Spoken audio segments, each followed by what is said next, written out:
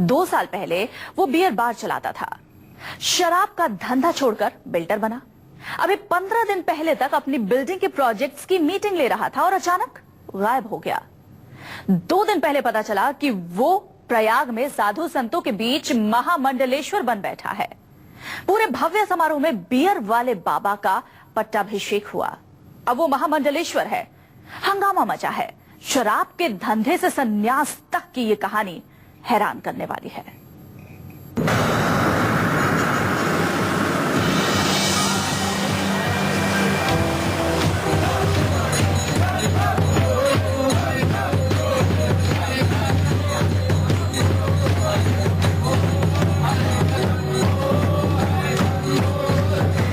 स्वामी श्री सच्चिदानंद गिरी जी महाराज जी का निरंजनी अखाड़े के महामंडलेश्वर के रूप में पट्टाभिषेक कार्यक्रम पूर्ण हुआ। 2 महीने, सिर्फ 2 महीने में एक शख्स ने लिया अवतार। सिर्फ 2 महीने में एक बिल्डर बन गया महामंडलेश्वर। वो 2 साल पहले तक बियर बार चलाता था। 2 साल पहले तक शराब बेचने के धंधे में था। पहले बियर बार मालिक से बिल्डर बना और फिर बिल्डर से सीधे महामंडलेश्वर। सिर्फ 2 महीने में करोड़पति ने ग्रहण कर लिया संन्यास। सिर्फ 2 महीने में संन्यास के बाद महामंडलेश्वर भी बन गया। सिर्फ 2 महीने में निरंजनी अखाड़े ने उसे महामंडलेश्वर की पदवी दे दी। निरंजनी अखाड़े के महामंडलेश्वर के रूप में पट्टाभिषेक कार्यक्रम पूर्ण हुआ। जो 2 साल पहले तक बियर बार चला रहा था, जो 2 महीने पहले तक बिल्डर बना बैठा था, जो 2 महीने पहले शानो शौकत वाली जिंदगी जी रहा था, जो 2 महीने पहले रेंज रोवर गाड़ी में घूमता था, जो 2 महीने पहले तक 4 बॉडीगार्ड से घिरा रहता था, वो रातों रात साधु बन गया। उसने संन्यास ग्रहण कर लिया, सन्यासी बन गया। और उससे भी बढ़कर बात सिर्फ 2 महीने में उसे प्रयाग के निरंजनी अखाड़े का महामंडलेश्वर बना दिया गया। कि जो हमारी परंपरा है, संन्यास परंपरा में बिल्कुल उन्होंने विधिवत धारण किया है। उनका विजय संस्कार हो गया है। जो हमारे यहाँ सबका पिंडदान होता है, फिर उनके माता पिता का पिंडदान सब करा दिया गया है। तो संन्यास आज विधिवत सन्यासी हैं। इसके बाद कोई अगर वो कभी भी पाए गए बियर बार में या कहीं प्राइवेट अपने धंधे में पाए गए तो तत्काल एक बियर लेगा, निरंजनी अखाड़ा उनको बर्खास्त कर देगा। 2 साल पहले था बार मालिक सचिन दत्ता। 2 महीने पहले तक था बिल्डर सचिन दत्ता। 2 महीने में सचिन दत्ता बन गया सच्चिदानंद गिरी। बार मालिक बन गया निरंजनी अखाड़े का महामंडलेश्वर।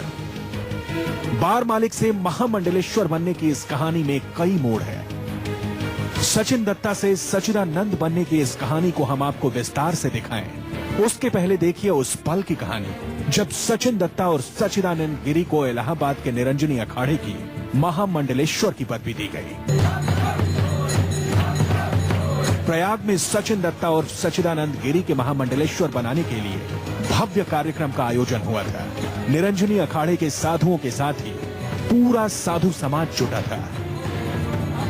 इस भव्य आयोजन में उत्तर प्रदेश सरकार के लोक निर्माण मंत्री शिवपाल यादव आए थे। उत्तर प्रदेश सरकार के पर्यटन मंत्री ओम प्रकाश सिंह ने शिरकत की थी। पूरे साधु समाज के सामने मंत्रोच्चार के बीच सचिन दत्ता और सच्चिदानंद गिरी को निरंजनी अखाड़े का महामंडलेश्वर बनाया गया। गुरु पूर्णिमा का मौका था और इस पवित्र मौके पर 2 महीने पहले तक करोड़पति की जिंदगी जी रहे एक शख्स ने संन्यास धारण कर लिया था और संन्यास के बाद सीधे महामंडलेश्वर बन बैठा।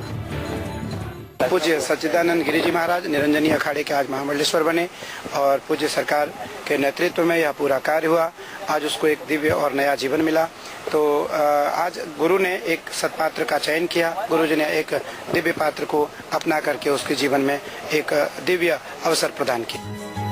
1 करोड़पति के महामंडलेश्वर बनाने के इस भव्य आयोजन में हेलीकॉप्टर से पुष्प वर्षा करवाई गई थी। करोड़पति सचिन दत्ता ने खुद ही व्यवस्था करवाई थी। सचिन दत्ता और सच्चिदानंद गिरी ने निरंजनी अखाड़े के सचिव और अध्यक्ष नरेंद्र गिरी और अग्नि अखाड़े के महामंडलेश्वर कैलाशानंद के स्वागत में और खुद के महामंडलेश्वर बनाए जाने के मौके को यादगार बना दिया था।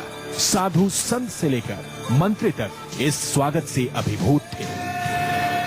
हमारा तो यही है कि हमेशा गुरुओं का आशीर्वाद मिलता रहे, समाज का कल्याण होता रहे और सब लोग गुरुओं के आशीर्वाद लेकर के बस सच्चे रास्ते पर चलते रहे। गुरु पूर्णिमा के मौके पर इस भव्य आयोजन के बाद एक बिल्डर एक बार मालिक महामंडलेश्वर बन चुका था, लेकिन उसकी हकीकत की खबर जब मीडिया के जरिए सामने आई तो जवाब देना मुश्किल हो गया। निरंजनी अखाड़े में खलबली मच गई। आखिर 2 महीने में एक बार मालिक का इतना बड़ा हृदय परिवर्तन कैसे हो गया? वो रातों रात सन्यासी बन गया और फिर रातों रात उसे महामंडलेश्वर की बड़ी पदवी दे दी गई। सच्चिदानंद जी जब नाम बदल गया तो अपने आप उनका सारा धंधा ही उनका बंद हो जाएगा, अपने आप बंद हो जाएगा, क्योंकि अब उनकी जो आईडी बनेगी सच्चिदानंद गिरी के नाम से बनेगी, तो जो पहले वाली आईडी थी वो गलत हो गई, तो वो धंधा अब उनके परिवार चलाएंगे, उनसे कोई मतलब नहीं रहेगा। इस संन्यास लेने के बाद यदि वो लिप्त पाए गए तो 2 मिनट लगेगा, निरंजनी अखाड़ा उन्हें तुरंत बर्खास्त कर देगा और जो महामंडल पद है वो वापस ले जाएगा। निरंजनी अखाड़ा से सफाई दी जा रही है और नए नवेले महामंडलेश्वर गायब है। सचिन दत्ता और सच्चिदानंद गिरी का कुछ भी पता नहीं चल पा रहा है और महामंडलेश्वर बनाने के बाद निरंजनी अखाड़े का कहना है कि सचिन दत्ता और सच्चिदानंद को कैलाशानंद के कहने पर महामंडलेश्वर की पदवी दी गई है। अग्नि अखाड़े के महामंडलेश्वर कैलाशानंद की सिफारिश से एक बार मालिक महामंडलेश्वर बना दिया गया है। ये बेचारे 10 साल से कैलाशानंद के साथ रहते हैं, जब घर बार 10 साल छोड़ दिए हैं तो जांच कराने का मतलब ही नहीं होता है। एक बार मालिक कैसे आया साधुओं के संपर्क में, कैसे बना सन्यासी और फिर रातों रात कैसे बन गया महामंडलेश्वर? सचिन दत्ता के सच्चिदानंद बनने की पूरी कहानी हैरान करने वाली है। हरिद्वार से पंकज कौशिक के साथ अमित श्रीवास्तव, इलाहाबाद, न्यूज़ 24। पहुंचे हुए बाबा हैं सचिन दत्ता उर्फ सच्चिदानंद गिरी। हमारे संवाददाता ने जब इनके कारोबार से लेकर परिवार तक की पड़ताल की तो कई हैरान करने वाली जानकारी मिली। 2 साल पहले तक शराब के धंधे में खूब कमाई कर रहे थे। नोएडा में आलीशान बंगला है, कई प्रभावी लोगों से संपर्क में थे। रियलिटी सेक्टर में तेजी आई तो मार्केट को देखते हुए बिल्डर बन गए और बिल्डर से सीधे महामंडलेश्वर। शराब के धंधे से संन्यास के इस पूरे सफर की पड़ताल आपको दिखाते हैं।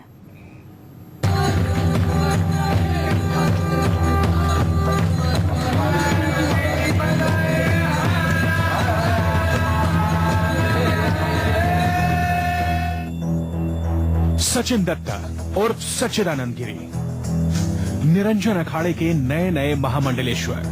2 साल पहले इनका नोएडा में एक फेमस बियर बार चलता था। नोएडा के सिटी का तो कभी हनी से वीकेंड में ऐसी हस्तियां आती रहती थी। सचिन दत्ता अपने बार के कारोबार को ऊंचाइयों तक लेकर गए थे। ग्लैमर, शराब, चकाचौंध और पैसा। लेकिन इसके बाद सन्यास कैसे, साधु कैसे, महामंडलेश्वर कैसे? इनके बारे में जानने के लिए हमने इनके फेसबुक प्रोफाइल को खंगाला। कुछ महीनों पहले तक वो एक्टिव थे। गुरु पूर्णिमा के दिन सचिन दत्ता सच्चिदानंद गिरी जी महाराज बन गए। अब वो सचिन दत्ता जो आज सच्चिदानंद गिरी हैं, 2.5 महीने पहले तक अय्याशी की जिंदगी बिताते थे। ये हम नहीं कह रहे, ये मजेदार वाकया, ये मजेदार जानकारी आपको फेसबुक पे मिल जाएगी, क्योंकि आजकल किसी को आपके किसी के बारे में जानना है उसके फेसबुक अकाउंट पे चले जाइए। ये देखिए सचिन दत्ता और ये इनका प्रोफाइल पिक्चर, जिसमें रेंज रोवर, ये 65 लाख से ऊपर की गाड़ी है, उसके साथ जीन्स और टी शर्ट में सच्चिदानंद गिरी जी महाराज आज सच्चिदानंद गिरी हैं। ये 15 मई को सचिन दत्ता थे। इनके फेसबुक प्रोफाइल से साफ पता चलता है कि वो एक करोड़पति कारोबारी थे जिनके लिए चकाचौंध वाली जिंदगी छोड़ना मुश्किल था। फिर ऐसी क्या बात हुई कि अचानक वो सन्यासी बन गए, साधु बन गए? गुरु पूर्णिमा के दिन जो शिवपाल यादव वहां पर उनका आशीर्वाद ले रहे थे, वही शिवपाल यादव आज के 1 साल पहले सचिन दत्ता के घर डिनर उड़ाने आए थे। ये सारी तस्वीरें फेसबुक अकाउंट पर खुद है। यानी बिल्डर, बार का मालिक जो अब महामंडलेश्वर बन गया है, उसके फेसबुक प्रोफाइल से ये साफ पता चलता है कि अभी कुछ दिनों पहले तक वो अय्याशी, शराब, बार, डांस और रियल एस्टेट के कारोबार में कितना सक्रिय थे। सचिन दत्ता 2 साल पहले तक डिस्कोथेक बार के मालिक थे। फिर वो बार बंद हो गया। सचिन दत्ता ने रियल एस्टेट के फील्ड में हाथ आजमाया, बालाजी नाम की कंपनी बनाई और इस कंपनी में दिल्ली एनसीआर में कंस्ट्रक्शन का काम शुरू किया। करोड़ों के प्रोजेक्ट लिए नोएडा और उसके आसपास के इलाकों में इस कंपनी के काम अभी चल रहे हैं। हमारे संवाददाता ने उस कंपनी की पड़ताल की।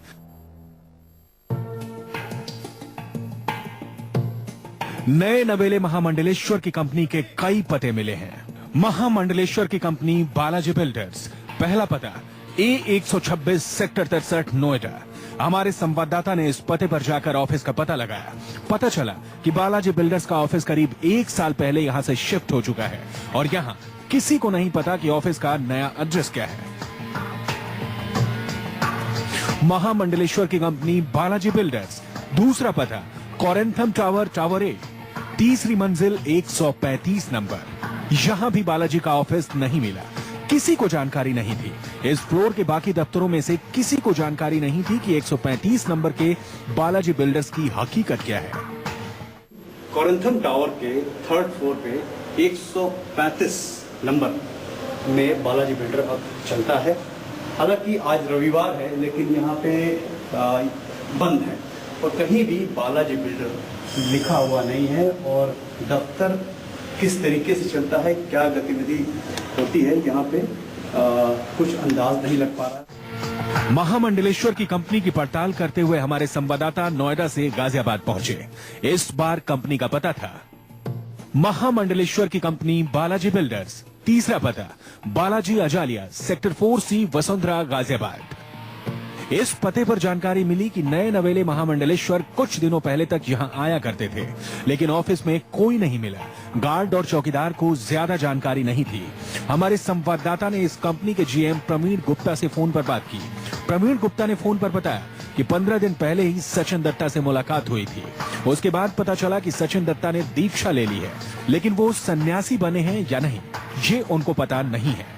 बालाजी बिल्डर का वसुंधरा में एक प्रोजेक्ट चल रहा है जो फिलहाल इस वक्त बंद है, लेकिन सचिन दत्ता जो बालाजी बिल्डर के मालिक हैं, सचिन दत्ता जो अब सच्चिदानंद हो गए हैं, उनके बारे में यहाँ किसी को कोई जानकारी नहीं है कि इस वक्त वो कहाँ हैं, क्या कर रहे हैं। उनके जीएम से हमारी फोन पे बात हुई है, उन्होंने भी ये बात कहा कि वो सन्यासी बन गए हैं या क्या कर रहे हैं, उनको इस बात की जानकारी नहीं है। लेकिन इस वक्त यहाँ पे दफ्तर में कोई है नहीं। कभी कभी मिलते हैं मगर तो ज्यादा नहीं आते हैं। अभी हम तो यहाँ के नए हैं, आए हुए हैं, 1-2 महीना हुआ है, तो इससे हमको मालूमात नहीं है। एक बरसात की वजह से पता है, बरसात बात चलेगा। कुछ दिनों पहले तक महामंडलेश्वर बिल्डिंग बना रहे थे, अब प्रवचन देंगे। अब चलिए उनके घर का जायजा भी लेते हैं। हमने सचिन दत्ता और सच्चिदानंद गिरी के घर के बारे में पड़ताल की। महामंडलेश्वर का बंगला 112 सेक्टर 41 नोएडा। हमारे संवाददाता नोएडा के इस पते पर पहुंचे तो देखा कि घर के कंपाउंड में बच्चे खेल रहे हैं, लेकिन कैमरा देखते ही बच्चे घर में चले गए। फिर घर में काम करने वाला एक शख्स बाहर निकला। सचिन दत्ता के बारे में पूछने पर बताया कि वो घर में नहीं है। आगे कुछ भी बताने से इनकार कर दिया। सचिन दत्ता जी का घर यही है। सचिन दत्ता जी ने उनका परिवार ये सब कहीं गए हुए, सब कहीं गए हुए। कोई है तो बुला दीजिए, उनके अगर कोई है तो बुला दीजिए। कोई भी नहीं है भैया।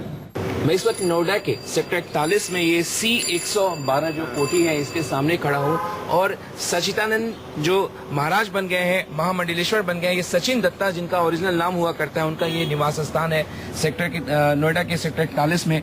और इस घर के बाहर देख सकते हैं फिलहाल तो यहाँ पे कोई खड़ा नहीं। हालांकि थोड़ी देर पहले जब हम आए यहाँ पे तो कुछ बच्चे खेल रहे थे। जो अंदर जो कर्मचारी है इस कोठी में जो काम करने वाला, उसने बताया कि फिलहाल इस घर क्या जानते हैं उनके बारे में।